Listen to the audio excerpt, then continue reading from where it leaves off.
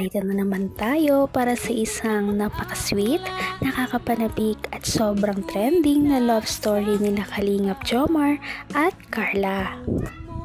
Ay aking makilala. Para sa pagpapatuloy ng ating love story ay medyo kapanapanimik nga itong ating video ngayon dahil nag-trending na naman sila, dahil nagkaroon na naman sila ng napaka-sweet moments nung nakasakay sila sa boat. Dahil paano pa naman, puro sandal, hawakan ng kamay at titigan ang kanilang ginawa sa pagsakay nila sa boat, at marami talaga silang mga napag-usapan na hindi pa nila napag-uusapan dati. Kaya naman panoorin na natin kung ano ba talaga ang nangyari sa kanilang date sa Thailand na nakasakay sila sa boat. Talagang marami ang mga mangyayaring kilig moments dito, kaya lahat ay inyong abangan.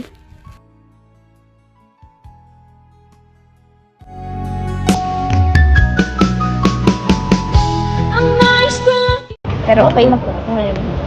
Ba't ka manong itong nakaraan? Siyempre po, hindi tayo magkasama. Sorry na. Magkaiwalay tayo ng ano. Sorry na kasi... Ba't ikot na tayo? Nahilo ako. Saan ba tayo pupunta? Nagsasaguan ka man din po. Ikaw naman tuloy. Pero yun nga. Sorry na at... nasa ibang sasakyan na ako. Yun kasi sasakyan na yun is sponsor din ng Jomcar. Namang, alam ko naman na kasama ka sa mga angels. Ako, kaya din muna inano ko. Pero, okay na rin yun kasi actually nagpamiss din talaga ako. Namiss mo ako, no? Hindi po. Bakit hindi? Nagtatampo ka nga eh. Mabubugo tayo! Ay, bilis! Ay, wait lang po. Pasan kasi tayo? Teka, hindi nagkakasundo yung sagwan natin parehas. Magkaibayat na tayong sagwan. Ganito na lang, para tayo ganito. Pati yung sagwan. Pati sagwan, hindi nagkakasundo. Ay, natampo rin. Paano ba ito alisin? Ay, sorry. Sorry. Punta tayo sa gitna. Sayang naman yung bayad natin 200. Tsaka parang... Tara po. Tingnan mo, andito pa rin.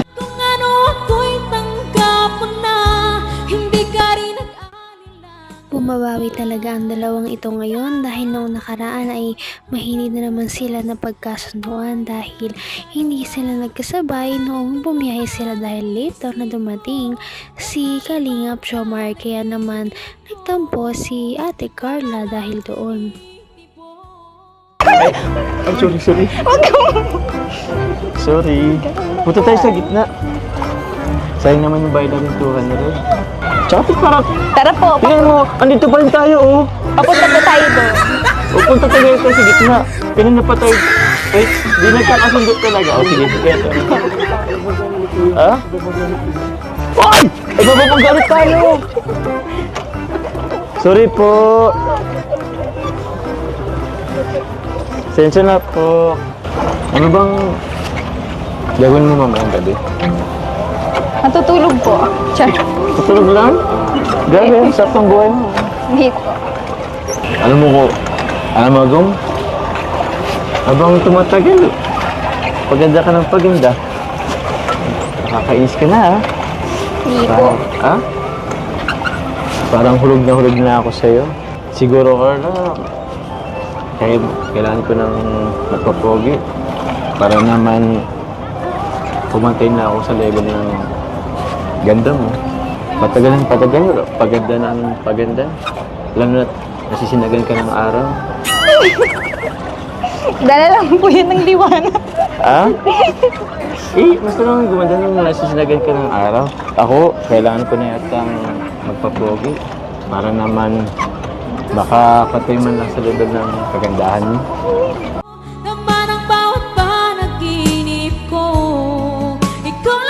Hindi naman na kailangan naman pang magpapogi si Kalingap Jomar dahil para kay Ate Carla, siya pa rin naman ang pinakagalaki na kanyang nakilala dahil parang nagiging totoo na nga ang kanilang love team. Kaya ito na nga ang mga susunod na nangyari at mga revelasyon. Sabi ng karamihan sa akin, hindi ako pogi. Sinong bumubulong sa'yo na hindi ako pogi? Ano po ay, may narinig po ako dun sa meet and greet. Sa meet and greet? Joke lang po. Nadisappoint Joke ba lang sila po. na nakita nila ako personal? Sino ba yun? Kaya pala nabawasan yung subscribers ko ah. Ano ba, pagtingin ko ng after meet and greet, akala ko madadagdagan. Yun, bumawas. Napangitan ata sa akin. Pausin palang gawa natin, ano? Kaya nga po. Ikaw naman na po magsagwan po. Ako na muna? Sige. Baka pagod ka na eh.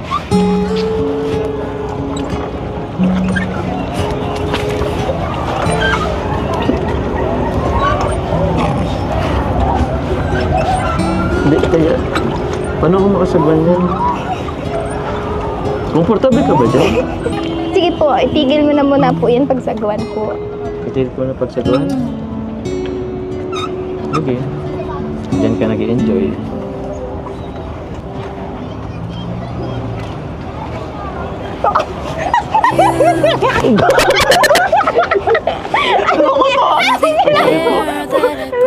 Wait. Lakas ah! Ba't po inamin mo yung ulo ko? Hanggang wakas ay tayo ng dalawa. Palagi kang naman. Kitang-kita naman na sobrang kinilig si Kalingap Jomar sa moves ni Ate Carla. Hindi talaga niya naitago ang kanyang pagngiti. At syempre, mahilig naman kasing manghalik o umamoy si Kalingap Jomar sa buhok ni Ate Carla. Kaya nagulat na naman si Ate Carla dahil dito. Ngunit syempre, ito naman ang ginagawa sa taong gusto mo lamang. Sandal ka sa akin. Sandal ka na lang ulit. O, di ko na amoyin. Sige na, sandal ka na ulit. Sorry ah, hindi ko napigilan. Medyo namiss ko na rin kasi yung ano yung aroma mo.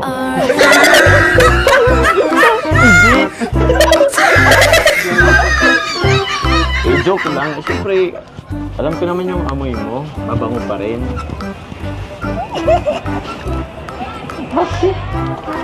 Kayo nga po eh. Bakit? May usok po.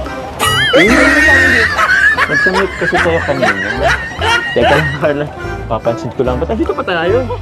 Hindi mo lang tayo gumit mo. Kanina pa tayo magkausap. Gilid pa rin tayo. Ikaw, Ano po ba ito? Ha?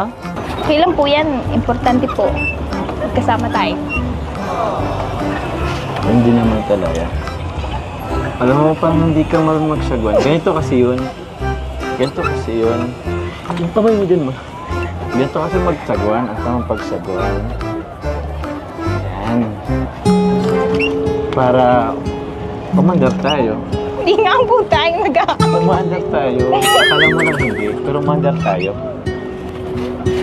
Alam mo ba, Carla? Ang relasyon, parang sagwan lang. Dapat sabay kayong pumipedal. Tama, kaya sana ay magpatuloy talaga ang kanilang love team. Nakakakilig naman ang kanilang usapan ngayon sa boat. At paniguradong hindi nila ito makakalimutan kahit na umuwi na sila ng Pilipinas sa susunod. Kaya naman abangan pa ninyo ang iba pa nilang pag-uusapan at mga revelasyong mangyayari sa ating mga video. Patindi na ng patindi ang mga pangyayari sa kanilang love story. Kaya naman sobrang dami talaga ang kinikilig sa kanilang love story at palaging nag-aabang. Kaya naman sana ay magkatuluyan din ang dalawang ito, si Ate Carla at Kalingap Jomar.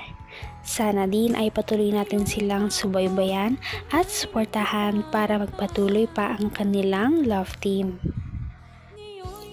Paniguradong hindi lamang ito ang ating aabangan dahil marami pang mga susunod na kilig moments na mangyayari sa kanilang dalawa. Yun lamang at maraming salamat sa panonood. Bye!